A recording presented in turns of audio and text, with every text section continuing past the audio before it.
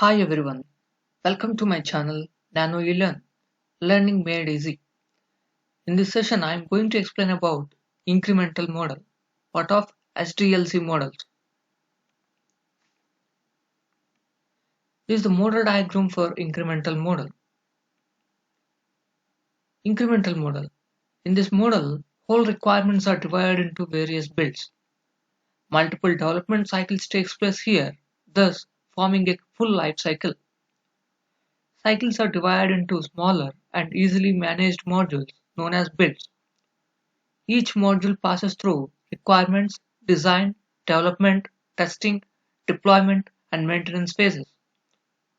A working software is produced at the end of first module, so you have a working software early during software life cycle. Each subsequent release of module adds function to its previous release.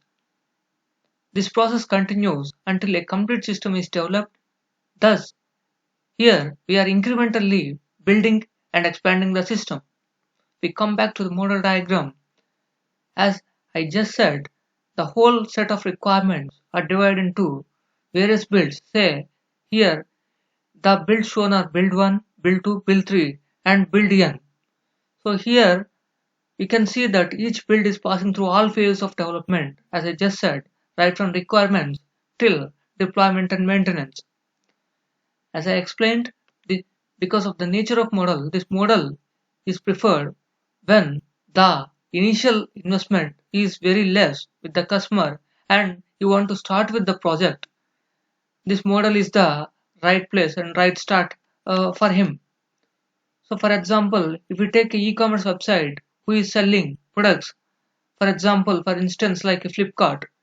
So if we consider in this model and to start with the development when there is very less investment, they can start with initially 10 products in the build 1 and another 10 products in the build 2 and another 10 products in the build 3 till the final target is achieved.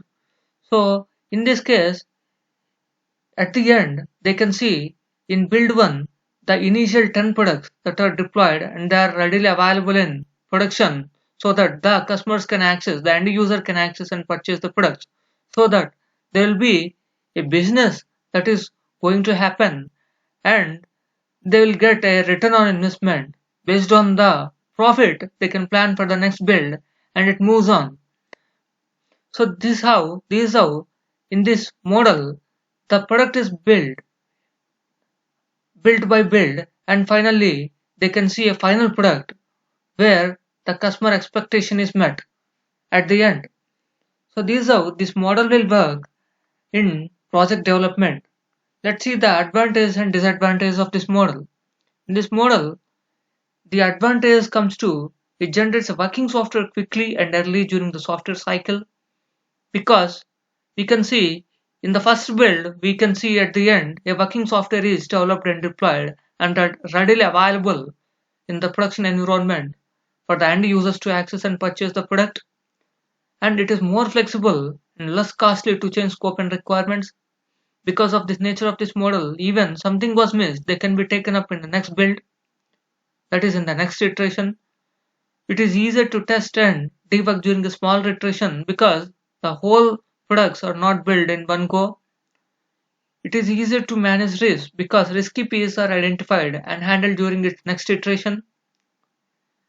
Coming to disadvantages, it needs very good planning and design because we need to select the right product that need to build and develop. Else, it becomes complex while planning and design. It needs a clear and complete definition of whole system before it can be broken down into builds and build incrementally, because there comes a difficulty when there is no proper breakdown of whole system, because there will be the requirement will vary from less complex to more complex requirement. So obviously this plays a crucial role.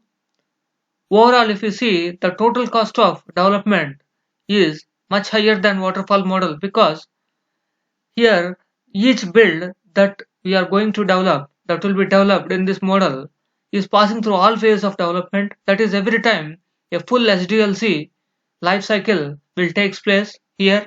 So that is one of the major drawback in this model. Thanks for watching my video. Happy learning. Have a good day. Please don't forget to subscribe and share my channel. Thank you.